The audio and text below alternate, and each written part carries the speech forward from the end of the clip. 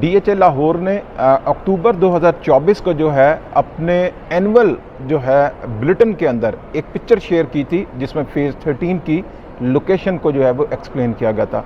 आपको पता है कि काफ़ी अरसे से फ़ेज़ 13 की लोकेशन के मतलब लोग कंफ्यूज थे कि बेसिकली फ़ेज़ 13 आ कहाँ रहा है। तो एट लास्ट जो है वो हमारा, मेरा ख्याल है अभी तक जो मैं कह सकता हूँ कि वो टाइम जो है वो क्लियर कर दिया है डीएचए ने कि ये वो लोकेशन है जहाँ पे फ़ेज़ 13 आ रहा है, जो कि आप देख सकते हैं ठोकर न्याज बेग के बिल्कुल करीब है। और इसके सामने जो है वो फ़ेज़ 12 जो है डीएचए का ईएमई जिसको कहते हैं वो लग रहा है, और पीछे से जो है रावी रिवर है।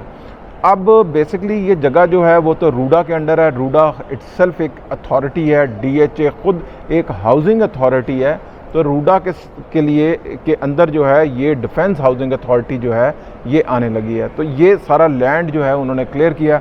आपको पता है नेस्ट पार्क जो है इसने पिछले दिनों जो है वो सॉइल टेस्टिंग के जो है इस जगह से कुछ चीज़ें जो हैं वो डीएचए की जो रिक्वायरमेंट थी वो उनको हैंड ओवर की हैं। अब इसमें 3-4 मुख्तलिफ ऑप्शंस हैं जो मैं आपसे बेसिकली एक्सप्लेन करना चाह रहा हूँ, शेयर करना चाह रहा हूँ। तो आप ये देखिएगा कि आपको फ़ेज़ 13 में फ़र्दर इन्वेस्टमेंट के लिहाज से आपके लिए ये सूटेबल है नहीं है, पहली बात। अच्छा, नंबर सेकंड जो है फिर आप ये भी देख लीजिएगा कि जिन लोगों के पास यहाँ पे होल्डिंग में फ़ाइल्स पड़ी हुई हैं उनको अपना डिसीजन क्या लेना चाहिए कि इसको होल्ड करना चाहिए, कब तक होल्ड करना चाहिए और क्या इसमें जो है वो एप्रिसिएशन आ सकती है। इसके मतलब मैं आपसे अपना ओपिनियन जो है वो शेयर करूँगा। सबसे पहले मैं आपसे ये कहता हूँ कि इसकी जो लोकेशन है, अगर मैं इसकी बात करूँ तो, और यहाँ पे सराउंडिंग में जो हाउसिंग सोसाइटीज़ हैं उनको मैं देखता हूँ जो कि डेवलप हैं और वहाँ पे पोजीशन है, घर बना हुआ है वहाँ पे, और वहाँ की जो प्राइसेस हैं वो डीएचए 13 से जो है ना वो 50% लेस हैं। यानी कि आप कह सकते हैं अभी डीएचए 13 कब जाकर डेवलप होगा, क्या है वहाँ पे मामलात हैं, और वो जो हैं पोजीशन में है, वहाँ पे जो एमिनिटीज़ हैं वो मौजूद हैं, जबकि 13 में अभी कुछ भी नहीं, जैसा कि आपको पता है। अच्छा, इसके बाद जो इम्पॉर्टेंट चीज़ है वो ये है कि 13 के अंदर जो हैं वो टोटल फाइलें तो सभी को पता है तकरीबन कोई 11,500 से 12,500 के दरमियान में, जिनमें 5 मरला, 10 मरला और 1 कनाल की जो फाइलें हैं वो शामिल हैं। अब होगा क्या कि ऑब्वियसली डीएचए वहाँ पे लैंड एक्वायर करेगा, मज़ीद इसके अंदर लैंड ऐड होगा और वहाँ पे फाइलें आएंगी। और डीएचए का जो पैटर्न है वो बड़ा सिंपल सा है कि एफिडेविट आते हैं, मार्केट में आते हैं, सर्कुलेट होकर वो एलोकेशन बन जाते हैं। तो अब वहाँ पे जब लैंड जो है वो जो लैंड एक्वायर करेगा डीएचए लैंड प्रोवाइडर के साथ मिलके, तो उसमें एफिडेविट की जो है ना यहाँ पे सप्लाई आना शुरू होगी। पहले मैं आपको कहता था इसमें मज़ीद सप्लाई नहीं आ रही, अब यहाँ पे सप्लाई आना शुरू हो जाएगी। ज़ाहिर है इसका साइज़ जो है वो बड़ा करना, जैसे फ़ेज़ 10 की जो है वो फाइलें हैं वहाँ पर भी आपको पता है कमर्शियल फाइल्स जो हैं वो अवेलेबल हैं। इसी तरीके से 7 की कमर्शियल फ़ाइल और प्रिज्म में कमर्शियल फाइल्स हैं। तो इसी तरीके से 13 के अंदर भी जो है ना हम देखेंगे कि फ़र्स्ट टाइम जो है कमर्शियल फाइल्स जो हैं वो मार्केट में आएंगी और वो बाइंग सेलिंग होगी। फिर रेट जो है वो तो ज़ाहिर है लैंड प्रोवाइडर को जिस हिसाब से ज़मीन मिली होगी उस हिसाब से वो रेट खोलेगा, नेगोशिएशंस होंगी और कैलकुलेशन होगी, तो उसके बाद बाइंग एंड सेलिंग उसकी जो है वो शुरू हो जाएगी। लेकिन अब मुझे ऐसा लगता है कि ये तमाम चीज़ें अगर डीएचए जो है उसने लैंड इसी जगह आ रहा है जिस तरीके से डीएचए ने बताया, जो दिखाया है, और ये सारा नक्शा अब आप 13 को देख लें, इसका लैंड कितना शो हो रहा है, इसके साथ जो ईएमई है उसका लैंड कितना शो हो रहा है मैप के अंदर। तो मुझे लगता है कि आने वाले वक्त में 13 शायद बहुत ज़्यादा जो है वो बड़ा एक फ़ेज़ होगा। जैसे हो सकता है डीएचए वहाँ पे अगर कोई एक्सटेंशन करना चाहे तो वो एक्सटेंशन भी कर सकता है।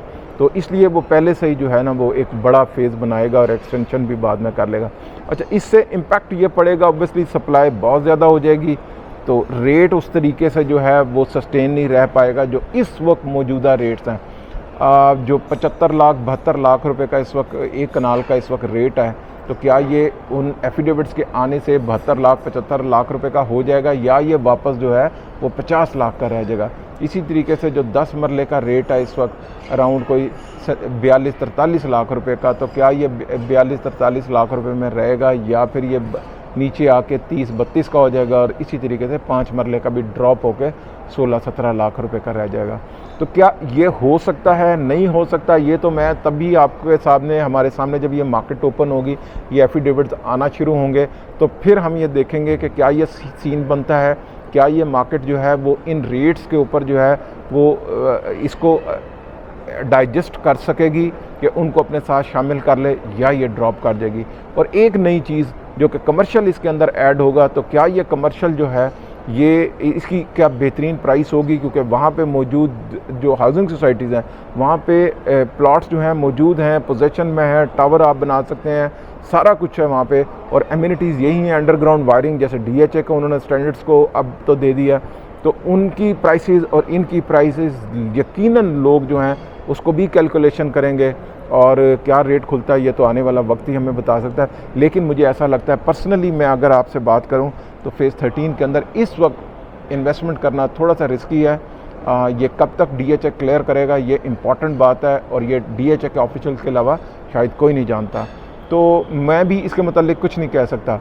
लेकिन जो ये सारा कुछ मैं आपसे बात कर रहा हूँ, क्या ये ऐसा ही होगा, या अगेन DHA के पास ये ऑप्शन है कि DHA फेज़ 10 के अंदर इसको जो है वो मर्ज कर देगा। ये सारी जो मैंने आपको स्टोरी सुनाई है ये कॉन्स्पिरेसी थ्योरी है, इसमें रियलिटी DHA की तरफ से कोई नहीं है।